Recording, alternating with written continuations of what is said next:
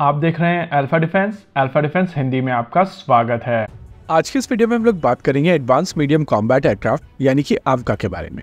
भारतीय वायुसेना के पुराने air chief marshal RKS Bhadauria sir almost सभी इंडियन डिफेंस फैंस के फेवरेट एयर चीफ मार्शल हैं, क्योंकि आमतौर पर जब भी वो मीडिया से बात करते हैं तो उनके थॉट्स में इतनी ज्यादा क्लैरिटी होती है कि आपको सभी चीजें काफी आसानी से समझ आ जाती है।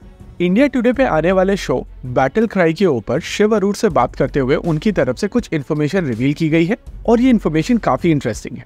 इस इंटरव्यू के दौरान RKS भदौरिया सर ने बताया है कि AMCA प्रोग्राम के ऊपर ऑलरेडी 3.5 साल का समय बर्बाद किया जा चुका है, क्योंकि स्टार्टिंग से ही भारतीय वायुसेना और भारत सरकार चाहती थी कि इस प्रोग्राम को एक प्राइवेट एंटिटी लीड करे और इसी कोशिश में एक स्पेशल पर्पस व्हीकल बनाने की कोशिश की जा रही थी जो DRDO से डिजाइन लेता, भारत सरकार और मार्केट से फंड और HAL की फैसिलिटी को यूज करते हुए भारतीय वायुसेना की रिक्वायरमेंट के लिए इस फाइटर जेट को बनाते। लेकिन पिछले 3.5 साल से भारत सरकार की लगातार कोशिशों के बावजूद कोई भी इंडियन प्राइवेट सेक्टर कंपनी यहाँ पर सामने नहीं आई है और इसी वजह से ये प्रोग्राम आगे नहीं बढ़ पाया है।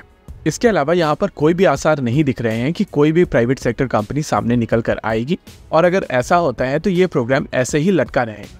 अब यहाँ पर सबसे बड़ा इशू ये है कि हम लोगों को बताया गया था कि अगर प्राइवेट सेक्टर कंपनीज भारत में डिफेंस इक्विपमेंट बनाएंगी तो इक्विपमेंट काफी तेजी से बन सकता है और प्रोडक्ट की क्वालिटी भी बेहतर होगी। देखिए, इस बात में कोई दो राय नहीं है कि सरकारी कंपनीज जब काम करती हैं तो उनका नेचुरल वे ऑफ वर्किंग काफी इनएफिशिएंट होता है, और क्योंकि वहाँ पर ब्यूरोक्रेसी, सरकारी ह्यूमन रिसोर्सेस और सरकारी फंडिंग इन्वॉल्व होती है, इस वजह से प्रोजेक्ट मैनेजमेंट बहुत ज्यादा डिफिकल्ट होता है। अब ये जो परेशानी है वो काफी ज्यादा कॉम्प्लेक्स है और इसका सोल्यूशन भारत सरकार को ढूंढना पड़ेगा। एक पॉइंट ऑफ टाइम पर मनोहर पर्रिकर साहब ये कोशिश कर रहे थे, लेकिन उनके जाने के बाद में चीजें वहीं रोक गई। देखिए, अगर AMCA के कॉन्टेक्स्ट पे आज की सिचुएशन समझनी है तो उससे पहले स्पेशल पर्पस व्हीकल को ध्यान से समझना पड़ेगा। स्पेशल पर्पस व्हीकल बेसिकली एक नई एंटिटी बनाई जाती है जो पेरेंट कंपनीज मिलकर बनाती है। इसको एक स्पेशल पर्पस के लिए बनाया जाता है और ऐसा करने से पेरेंट कंपनी से रिस्क आइसोलेट हो जाता है। भारत में इंफ्रास्ट्रक्चर सेगमेंट में कई ऐसे प्रोजेक्ट्स किए गए हैं जहां पर स्पेशल पर्पस व्हीकल का प्रयोग किया गया है और इस मॉडल से भारत सरकार को रिजल्ट्स भी मिले हैं। लेकिन अगर आप डिफेंस की बात करते हैं तो चीजें थोड़ी ज्यादा कॉम्प्लेक्स है। यहाँ पर कई सारे लोग बोलेंगे कि अगर भारत सरकार AMCA के ऑर्डर्स को अश्योर करती है तो नेचुरली कोई भी कंपनी सामने निकल कर आएगी। देखिए, AMCA के ऑर्डर्स एनीवेज कंडीशनली अश्योर्ड हैं और भारतीय वायुसेना की तरफ से ये चीज कमिट की जा चुकी है कि वो कोई भी 5th जनरेशन फाइटर एयरक्राफ्ट बाहर से अक्वायर नहीं करेंगे, यानी कि यहाँ पर ऑर्डर की अनसर्टेनिटी परेशानी नहीं है। इसके अलावा प्रोटोटाइप डेवलपमेंट के लिए फंड्स भी भारत सरकार की तरफ से दिए जाएंगे और ये स्पेशल पर्पस व्हीकल HAL की फैसिलिटी का भी प्रयोग कर सकेगा। लेकिन यहाँ पर जो बड़ा रिस्क है उसको समझने की आवश्यकता है।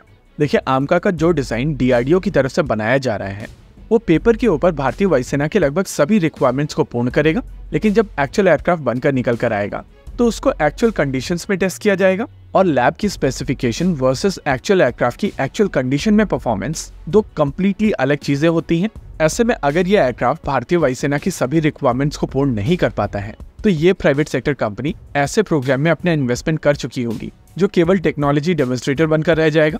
और जैसा कि हम लोगों ने तपस के केस में देखा है कि जब तक सिस्टम भारतीय सेनाओं की पूरी रिक्वायरमेंट को मीट नहीं करेगा तब तक वो प्रोडक्शन में नहीं जाएगा, और ऐसी स्थिति में ये प्राइवेट सेक्टर कंपनी एक ऐसे प्रोग्राम के ऊपर पैसे, रिसोर्सेस और समय इन्वेस्ट कर जाएगी जहां पर उनको कोई भी रिजल्ट नहीं मिलने वाला है।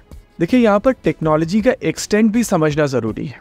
पहले तो ये एक 5th जनरेशन फाइटर एयरक्राफ्ट होगा और वो ऐसी टेक्नोलॉजीज यूज करेगा जो अभी तक भारत में डेवलप नहीं की गई है। उसके बाद Mark II वेरिएंट में एक इंडिजिनस इंजन भी यूज किया जाएगा जो एक फॉरेन OEM के साथ में मिलकर को डेवलप किया जाएगा, और इन सब कॉम्प्लेक्सिटीज के साथ में कोई भी प्राइवेट सेक्टर कंपनी इस तरीके के प्रोजेक्ट में इन्वॉल्व नहीं होना चाहेगी। पर्सनली मेरा मानना है कि भारत सरकार यहाँ पर बेबी स्टेप्स ले सकती है, जहाँ पर डिजाइन DRDO का हो और एक production and development partner select किया जाए, जैसा कि ATAGS या टाटा कैस्टल के केस में किया गया था।